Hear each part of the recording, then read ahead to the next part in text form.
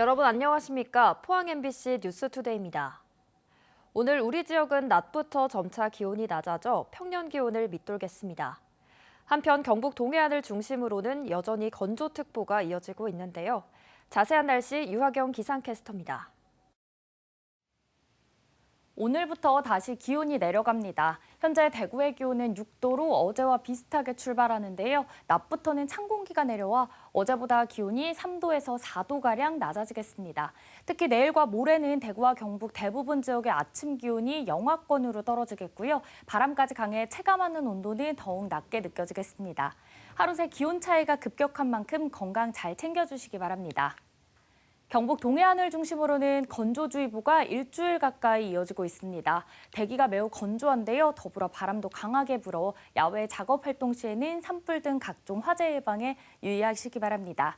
한편 강풍특보가 발효 중인 경북 북동산지와 울릉도와 독도에는 순간풍속 시속 55km 이상으로 바람이 강하게 불겠고요. 심한 곳은 순간풍속 시속 70에서 90km 이상으로 매우 강한 강풍이 부는 곳도 있겠습니다.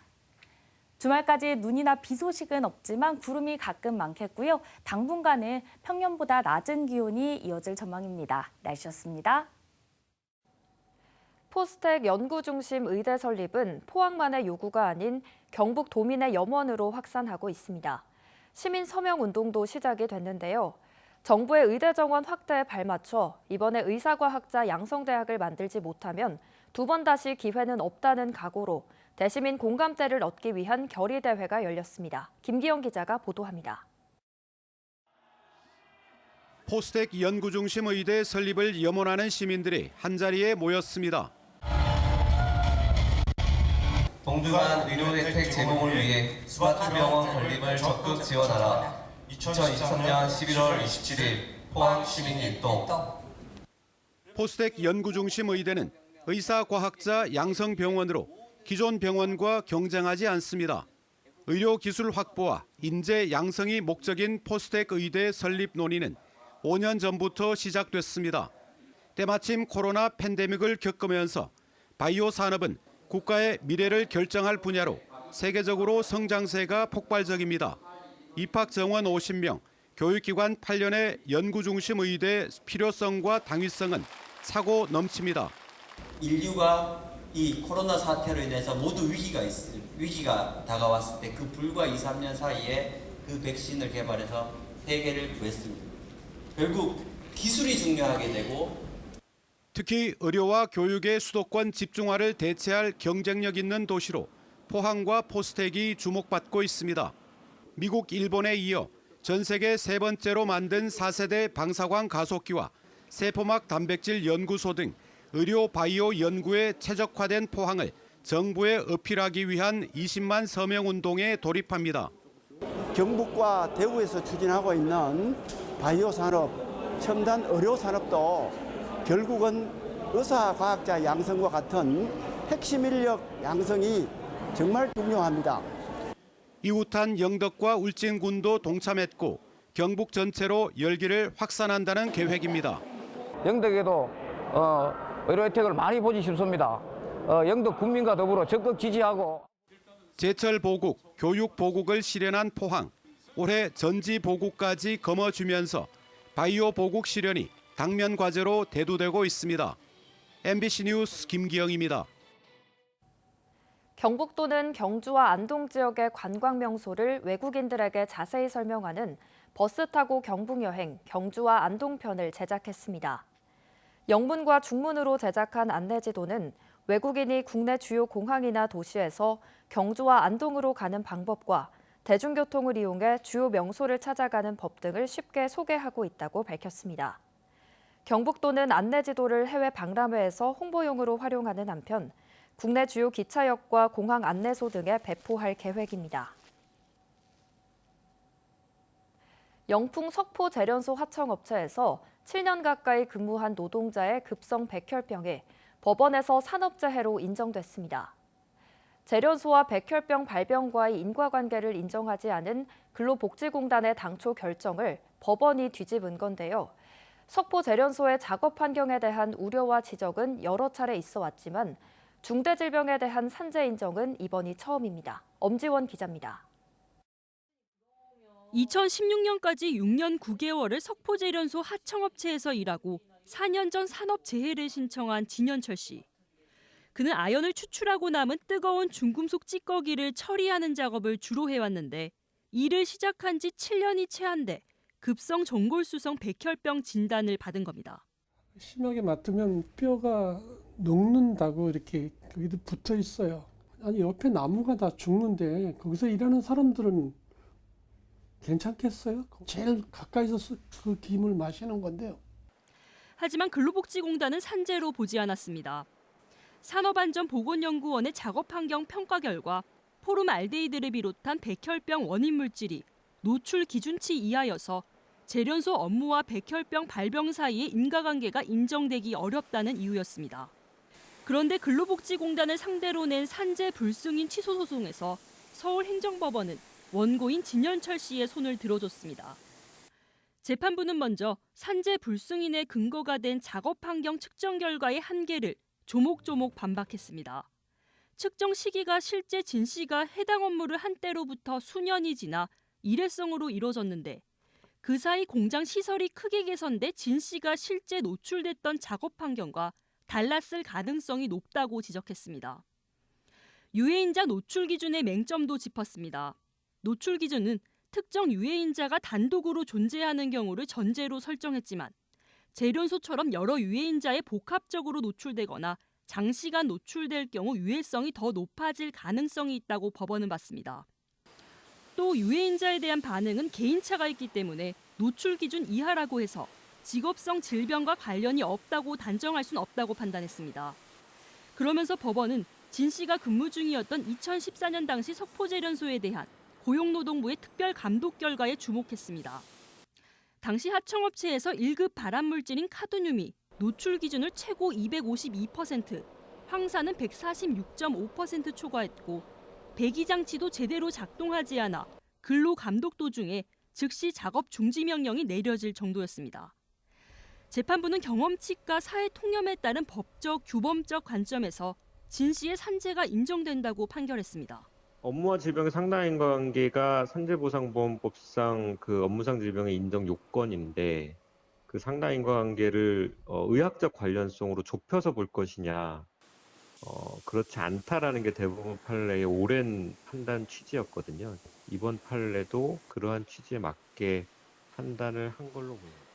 이곳 영풍 석포제련소 노동자들이 발암물질에 노출되고 있다는 지적이 지속적으로 제기돼 왔지만 산업재해가 인정된 건 이번이 처음입니다. 백혈병 진단 이후 6년 만입니다. 기나긴 투병 생활 중에 들려온 기쁜 소식에 며칠 만에 컨디션이 좋아질 정도입니다. 당연한 결과인데요. 근데 좀 그래도 기쁘더라고요. 다칠 줄 알고 있었는데 대기업을 이긴다는 게 좀 그렇지 않습니까? 그죠? 지쳐 있었습니다. 그런데 좀 성소했으니까 좀 마음이 좀 달라지죠. 보는 사람마다 다 말랐다고 했는데 한 3일 때 지금 몸이 굉장히 좋아진 거예요. 이번 판결을 계기로 그간 수면 아래에 있었던 제련소 노동자와 주변 주민들의 건강 문제에도 영향을 미칠 것으로 보입니다. 진현철 씨 한 분만의 문제가 아니고 50년 동안에 그동안 말하지 못했고 또는 그 법적으로 인정받지 못했던 많은 노동자들의 문제가 있을 거라고 봅니다. 그래서 앞으로는 노동자들의 건강 문제를 세상 밖으로 끄집어내는데 아주 중요한 이정표 역할을 할 것입니다. 근로복지공단이 이번 판결을 받아들일 경우 불승인 처분이 직권 취소돼 진현철 씨는 산재 승인을 받게 됩니다. 하지만 의학적, 자연과학적으로 명백히 입증돼야 산재를 인정하던 근로복지공단의 종전 입장이 바뀔지는 아직 미지수입니다. 한편 영풍그룹은 이번 판결과 관련해 아직 파악된 바가 없어 공식 입장은 없다고 밝혔습니다. MBC 뉴스 엄지연입니다. 국회 산자위 법안 소위에서 논의되고 있는 고준위 방패물 특별법과 관련해 환경단체가 반대 입장을 밝혔습니다. 에너지 정의 행동은 최근 성명을 내고 쓰레기장이 없는 상태에서는 쓰레기를 줄이는 것이 먼저라며 지금의 고준위 방패물 특별법은 원전 발전 확대를 목적으로 하고 있기 때문에 찬성할 수 없다고 밝혔습니다. 지금 법안대로라면 원전이 있는 지역민들에게 고준위 핵폐기물의 위험까지 떠넘기게 된다며 국회 특별법 논의는 중단돼야 한다고 주장했습니다. 대구 중구의회가 불법 수의계약 논란을 빚은 권경숙 중구의원을 제명했습니다. 불법 수의계약으로 징계를 받은 중구의원이 벌써 두 번째인데요. 주소를 옮겼다가 의원직을 박탈당하는 의원까지 나오면서 7명으로 출범했던 중구의회, 이제는 의원 5명만 남았습니다. 변혜주 기자가 보도합니다. 2019년부터 지난해 9월까지 중구청과 17건의 수의계약을 맺어 1,000만 원가량의 수익을 얻은 걸로 알려진 두 업체. 권경숙 의원과 아들이 운영하는 업체인 걸로 드러났습니다. 지방자치법, 공직자의 이해충돌 방지법 등을 위반한 겁니다. 이에 대해 권 의원은 죄송하다면서도 전혀 몰랐다고 해명했습니다. 두 건은 겸직 신고를 한 업체였음에도 공무원이 착오를 한 사실이 분명하고 15건의 경우 또한 지방자치법 위반인 줄 알면서 5년간 15건 860만 원을 거래한 사실은 없습니다. 제2차 정례회에서 권경숙 의원에 대한 제명이 결정됐습니다. 지난 22일 열린 윤리특위에서도 제명 처분이 내려졌는데 이와 같은 수위의 징계가 결정된 겁니다. 중국 구민 여러분께 죄송하다는 말씀을 드리고 또 앞으로 우리 중국 의회가 우리 의원들이 또 뼈를 깎는 쇄신을 하도록 최선의 노력을 하도록 하겠습니다. 중구 의회를 둘러싼 논란은 끊이지 않고 있습니다. 지난 7월 국민의힘 배태숙 의원도 권 의원처럼 수의계약 문제로 출석 정지 30일과 공개 사과 징계를 받았습니다. 감사원 조사에서 유령 회사를 만들어 대구 중구 중구의회와 1,600만 원 상당의 수의계약을 맺은 사실이 드러났기 때문입니다. 앞서 6월에는 국내힘 소속 김효린 의원이 사업자 등록 사실을 숨기고 보조금 2,800만 원을 부정수급한 사실이 드러났습니다. 지난 4월에는 당시 민주당 소속 이경숙 의원이 선거구 바뀐 남구로 주소지를 옮겼다 의원직을 박탈당했는데 아직도 의정비를 돌려주지 않고 있습니다. 권 의원의 제명으로 중구의회 의원은 7명에서 5명으로 줄었습니다. 중구의회는 내내 지금 의원들이 서로 편갈라 다투고 또 제명까지 안 갔지만은 문제가 제기되어서 사실상 의원으로서 역할하기 어려운 분들이 더 있지 않습니까? 그렇기 때문에 사실상 중구의회는 주민의 대표 기관수 역할을 지금 거의 못한다고 판단을 합니다. 한편 권 의원은 제명 결정에 불복해 행정소송과 가처분 신청을 준비할 예정이라고 밝혔습니다. MBC 뉴스 변예주입니다. 경주시는 대표적인 먹거리촌인 보문 순머리 마을의 도시계획도로를 10년 만에 완공했다고 밝혔습니다. 도시계획도로는 폭 12m, 1.2km로 인근의 사적인 명활성에 있어 문화재 형상 변경 절차 등으로 공사에 어려움이 많았습니다. 경주시는 도로 확장으로 방문객 교통 편의와 정주 환경 개선에 도움이 될 것으로 기대하고 있습니다. 1부 리그보다 먼저 시즌을 마무리한 하나원큐 K리그2 2023에서 김천 상무가 말 그대로 극적인 역전 우승을 이뤄냈습니다. 개막을 앞두고 우승 후보로 손꼽히다가 리그 막판 부산에 밀려 자력 우승이 불가능했던 상황이었지만 끝까지 포기하지 않고 한편의 드라마를 만들어냈습니다. K리그1 무대 복귀를 이뤄낸 김천 상무의 이번 시즌 석원 기자가 정리했습니다. 1위 부산 아이파크와 승점 1점 차 2위로 K리그2 최종 라운드를 앞둔 김천 상무. 경기를 앞둔 정정용 감독은 담담하게 눈앞에 놓인 서울 이랜드와의 90분에 집중하겠다는 각오로 경기에 임했습니다. 우리가 할 수 있는 거 최선을 다하고 난 다음에 좋은 결과를 가지고 간 다음에 이제 지켜보자고 했습니다. 시작부터 상대를 압박한 김천은 전반 37분 김현욱의 득점으로 앞서갔고 경기는 1대0 김천의 승리로 마무리됩니다. 홈 최종전을 마친 김천 선수단과 관중들 모두의 시선은 이제 같은 시간 펼쳐진 부산과 충북 청주의 맞대결로 향했습니다. 후반 추가 시간까지 1대0 부산의 리드가 이어졌지만 청주가 기가 막힌 동점골을 성공시키며 무승부로 경기가 종료됐고 우승과 자동 승격 티켓의 주인공은 불과 몇 분 사이 뒤바뀌었습니다. 저희가 준비한 대로 경기 결과를 냈지만 부산이 이기고 있는 상태에서 사실 조금 내려놓은 것도 있었는데 마지막에 극적으로 청주가 비겨줘가지고 좋은 결과를 얻을 수 있었습니다. 절대적 우승 후보로 꼽혔지만 시즌 초반 어려움을 겪었던 김천 상무. 6월부터 팀을 지휘한 정정용 감독의 부임 이후 조금씩 달라진 모습을 보이더니 여름 내내 1위를 질주합니다. 특히 정정용 감독 부임 이후 홈에서 펼쳐진 12경기에서 11승 1무라는 압도적 성적을 거둔 김천 상무. 아시안게임 차출과 전역으로 팀 에이스 조영욱이 팀을 떠났고 1위 자리를 시즌 끝자락 부산에 내주기도 했지만 뚝심 있는 지도력으로 팀을 한 시즌 만에 다시 1부에 밀어 올렸습니다. 이왕이면 2부보다 그리고 큰 무대에서 더 큰 거를 내다볼 수 있고 사실은 여기가 군대 면제만 되면 더 큰 비전을 꿈꿀 수 있잖아요. 목표를 가지고. 부임과 함께 약속했던 1부 리그 진출이란 목표를 이뤄낸 정정용호. 다음 시즌 K리그1 무대에서 새로운 도전에 나섭니다. MBC 뉴스 서건입니다.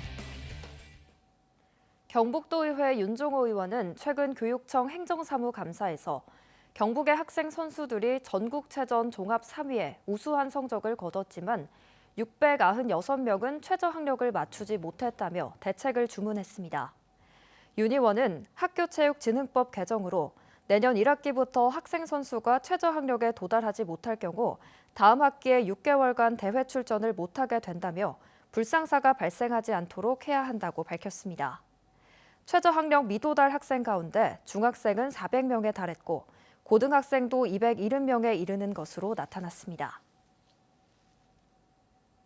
문화재청 경주문화재연구소는 내일 경주 쪽샘 유적 발굴관에서 경주 쪽샘 44호분을 다시 쌓는 고분 축조 재현 행사를 개최합니다.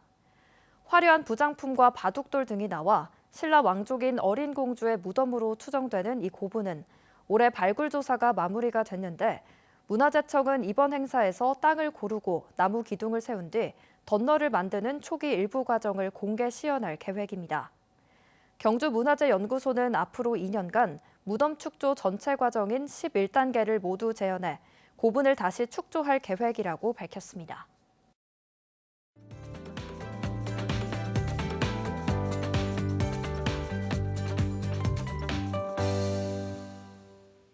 오늘부터 다시 기온이 내려갑니다. 현재 대구의 기온은 6도로 어제와 비슷하게 시작하는데요. 낮부터는 찬 공기가 내려와 어제보다 기온이 3도에서 4도가량 내려가겠습니다.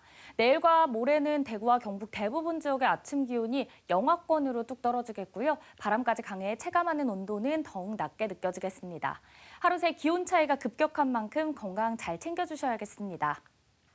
경북 동해안을 중심으로는 건조주의보가 일주일 가까이 이어지며 대기가 매우 건조합니다. 더불어 바람도 강하게 불어 야외 작업 활동 시 산불 등 각종 화재 예방에 각별히 유의하시기 바랍니다. 한편 강풍특보가 발효 중인 경북 북동산지와 울릉도와 독도에는 순간풍속 시속 55km 이상으로 바람이 강하게 불겠고요. 심한 곳은 순간풍속 시속 70에서 90km 이상의 매우 강한 강풍이 부는 곳도 있겠습니다. 위성 영상입니다. 오늘 전국적으로 기압골의 영향에서 벗어나 중국 북부지방에서 다가오는 고기압의 가장자리에서 영향을 받겠고요. 자세한 지역별 날씨 보시면 오늘 우리 지역 구름이 많겠습니다. 바다의 물결은 0.5m에서 최고 2.5m로 약간 높게 일겠습니다. 오늘 아침 기온은 어제와 비슷하게 출발합니다. 현재 대구의 기온은 6도, 고령은 1도로 출발하고요. 낮에는 대구와 고령 모두 9도 예상됩니다. 오늘 아침 안동의 기온은 4도, 봉화는 4도로 출발합니다. 낮에는 안동 6도, 봉화는 4도로 기온 주춤하겠습니다. 경북 동해안 지역은 현재 건조주의보가 발효 중이고요. 포항의 아침 기온은 7도, 낮 기온은 9도 전망됩니다. 주말까지 눈이나 비 소식은 없지만 가끔 구름이 많겠고요. 당분간 평년보다 낮은 기온이 이어질 전망입니다. 날씨였습니다. 이상으로 포항 MBC 뉴스투데이를 마칩니다. 시청해주신 여러분 고맙습니다.